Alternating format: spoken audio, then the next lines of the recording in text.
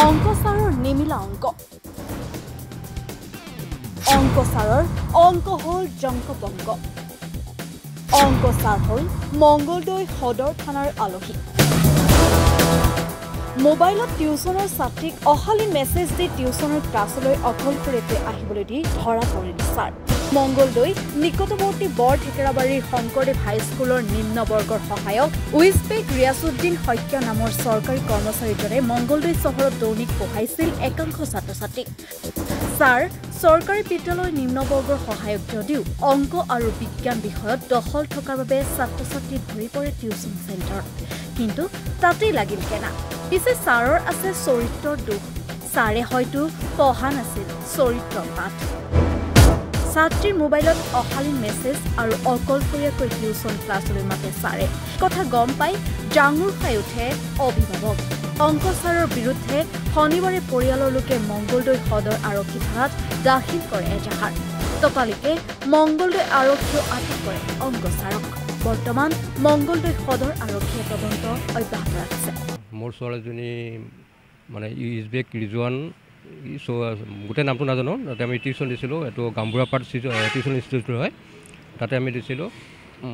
এপ্ৰিলৰ পৰা টিউচন কৰি আছিলে যোৱা শনিবাৰৰ পৰা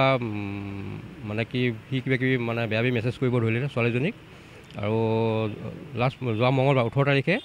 তাইক মোক গোটেই কথাখিনি জনালে এনেকুৱা মেছেজ কৰি থাকে তেনেকুৱা ক'লে মই বেটুৱেজ কৰে কিন্তু তাৰ আগতে মোক কৈছিলে যে টিচাৰজন ভাল নহয় মই তাতে টিউচন নকৰোঁ মই তেতিয়া চিন্তা কৰিব লাগিছিলে কিন্তু সি তেনেকুৱা বেয়া বেয়া মেছেজ কৰি থাকাত মই মেছেজখিনি পালোঁ এতিয়া কথা হ'ল সি আমাৰ ছোৱালী বুলিয়ে নহয় বহুতো কৰি আছে আমি বহুত গাৰ্জেনে হয়তো এই কথাটো মানে নিজৰ নিজৰ মোবাইল থকাৰ কাৰণে যিবিলাক ছাত্ৰী নিজৰ নিজৰ মোবাইল থকাৰ কাৰণে গাৰ্জেনক কোৱা নাই কিন্তু তাই নিজৰ মোবাইল নাই কাৰণে আমি কথা আমাক ক'লে কথা আমি কথাখিনি গম পালোঁ গতিকে এতিয়া মই এটাই অনুৰোধ গাৰ্জেনখিনি সতৰ্ক হ'ব দিছোঁ এনেকুৱা টিউটৰৰ ওচৰত যাতে নপঠায় শিক্ষকজনে মানে উচিত শাস্তি পাব লাগে আৰু এজাহাৰ দিয়া হৈ গৈছে ইয়াতে মঙলদৈ থানাত নিজৰ মোবাইল নাই মোৰ মোবাইলৰ মাকৰ মোবাইল তাৰ গৰমৰ বন্ধ চলি আছিলে স্কুলৰ পৰা কিবা হেৰি দিছিলে প্ৰজেক্ট দিছিলে প্ৰজেক্টত কাম কৰিবৰ কাৰণে মাকৰ মোবাইলটো দিছিলে মাকৰ মোবাইলটো দিছিলে প্ৰজেক্টত কাম কৰিছিলে এতিয়া সেই সময়তে এই চান্সটো লৈছে কেতিয়াবা তাইক অকলে মাতে এই কথাখিনি কেতিয়াও তাই যোৱা নাই কিন্তু এই কথাখিনি আমাক কৈছে মেছেজটো বহুত বেলেগ বেলেগ ধৰণৰ এনেকুৱা মানে অশ্লীল আৰু মই ক'ব মানে নোৱাৰোঁ আৰু অশ্লীল মেছেজ দিয়ে আৰু এই যোৱা এপ্ৰিলত টিউচন দিছিলোঁ মই লাষ্ট যোৱা 18 তাৰিখে গোটেই সেইখিনি পালোঁ তাই মোক আহি জনালে জনাৰ পৰা মই টিউচনৰ পৰা ওলাই লৈ আহি মানে কি তাৰপিছত মই হেৰি কৰিছোঁ আৰু ইয়াতে থানাত মই আহি জনাইছোঁ থানাত পৰহি দিনা জনালোঁ কিন্তু আজি তেওঁলোকে তাক আনিছে মানে কি ৰক্ষকে ভক্ষক যেতিয়া তেনেকুৱা টিউটৰৰ ওচৰত আমি কি মানে পঠিয়াম মানে কি সাহসত পঠিয়াম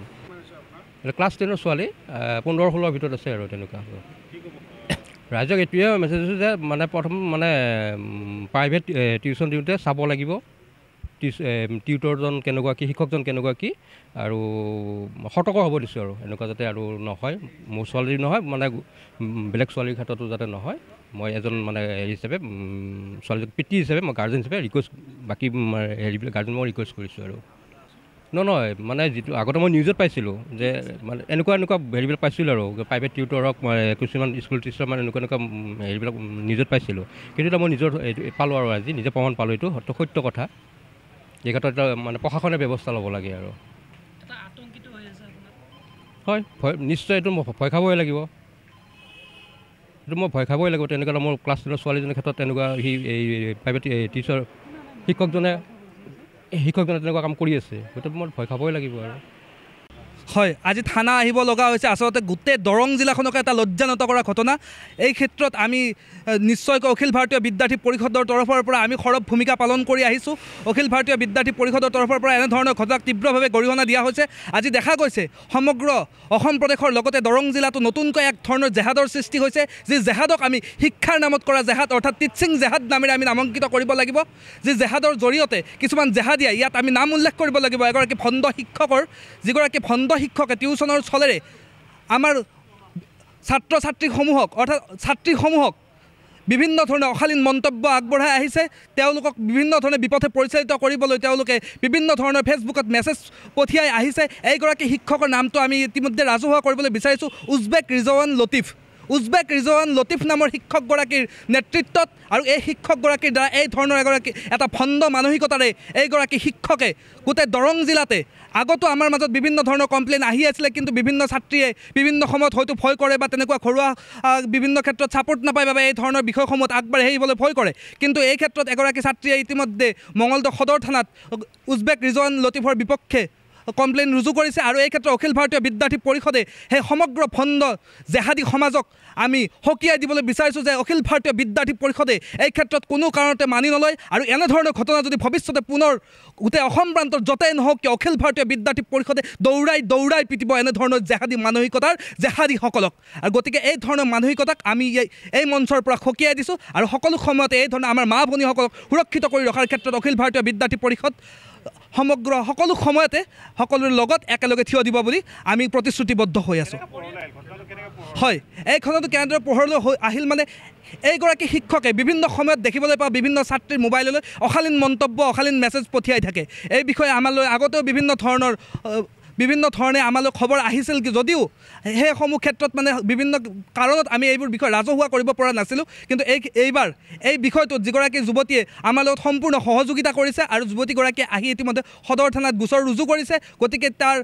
যি মোবাইলৰ যি ভিজুৱেল সেই ভিজুৱেল আমি আপোনালোকক অৰ্পণ কৰিম আপোনালোকে দেখিব এগৰাকী শিক্ষকৰ কি ধৰণৰ মানসিকতা হ'ব পাৰে ইয়াক আচলতে টিচিং জেহাদ বুলি ক'ব লাগিব আচলতে এক জেহাদী মানসিকতাৰে পৰিপূৰ্ণ হৈ আছে এইসকল শিক্ষক আচলতে আমাৰ সমাজ ব্যৱস্থা আচলতে কোনফালে ধাবিত হৈছে ইয়াৰ জৰিয়তে আমি এই কথাটো উল্লেখ কৰিব লাগিব যে আমি সমগ্ৰ মুছলিম শিক্ষক সমাজক আমি কেতিয়াও গৰিহণা দিব নোৱাৰোঁ তেনেকুৱা এইখন সমাজ ব্যৱস্থাত বিভিন্ন ধৰণৰ ভাল শিক্ষকে আমাৰ অসম প্ৰদেশত বিভিন্ন ক্ষেত্ৰত বিভিন্ন শিক্ষক শিক্ষাৰ্থীৰ মাজত এক সুকীয়া সম্পৰ্ক সৃষ্টি কৰি আহিছে কিন্তু তাৰ পিছতো এনেধৰণৰ জেহাদী মানসিকতাৰ শিক্ষকসকলৰ বাবে মাজে মাজে মুছলিম সমাজৰ শিক্ষকসকলো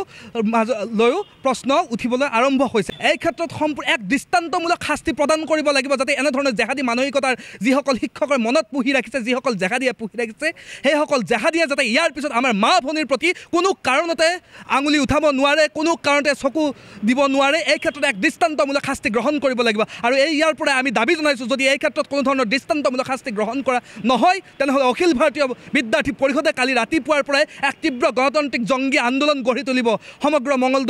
মঙলদৈ অঞ্চলত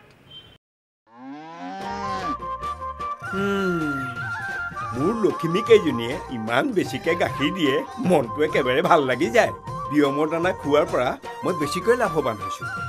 আপোনালোকেও বিয়মৰ দানা খুৱাওক আৰু এইটো বেছিকৈ লাভ কৰক